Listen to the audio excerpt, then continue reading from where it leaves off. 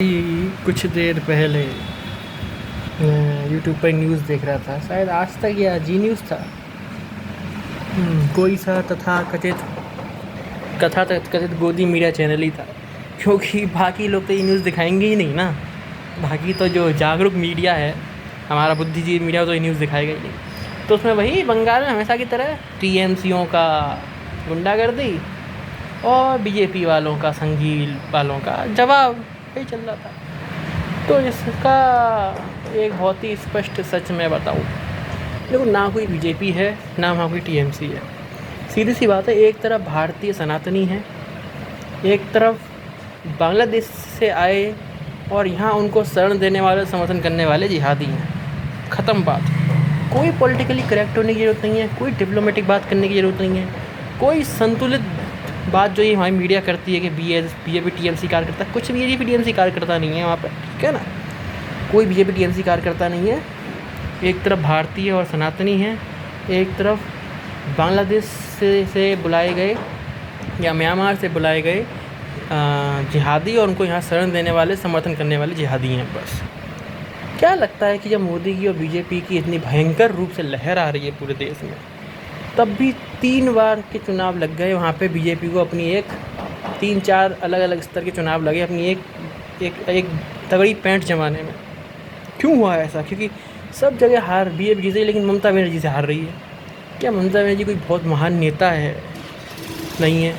या कोई बहुत ज़्यादा इंटेलेक्चुअली बहुत अच्छे भाषण देती है, या कुछ बहुत ज़्यादा इंटेलेक्चुअल है, कुछ तगड़ा ज्ञान है, अच्छी पर्सनैलिटी है? नहीं है। कोई बहुत ज़्यादा विकास किया है? नहीं है। कोई बहुत ज़्यादा ज्ञानी पढ़ी लिखी है? नहीं है।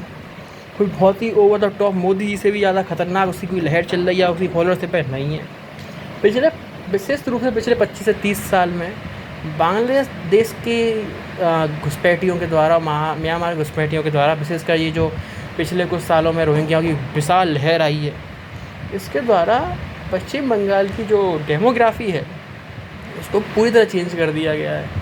इसलिए पूरी देश में इतनी विकट और भयंकर जो लहर है बीजेपी की, उसके बावजूद भी वहाँ बीजेपी इतना अच्छा नहीं कर पाती है, क्योंकि देश के लोग सिर्फ वोट दे रहे हो तो ऐसा हो ना, जो बाहर से बुलाई ही गए हैं कि देश की शक्ति के विरुद्ध, देश के विरोध उन्हें वोट देना है, इसलिए बाहर से बुलाए गए हैं। उनको यहाँ बेहतर सुविधाएं, बेहतर स्थान, सब चीज़ प्रोवाइड करने के बदले उनसे मांगा यही जाता है कि आप भारतीयों, सनातनियों को मारो और जिहादपना फैलाओ और हमें ही वोट दो। इसी के एवज में, इसी के बदले उनको यहाँ बुलाया गया है।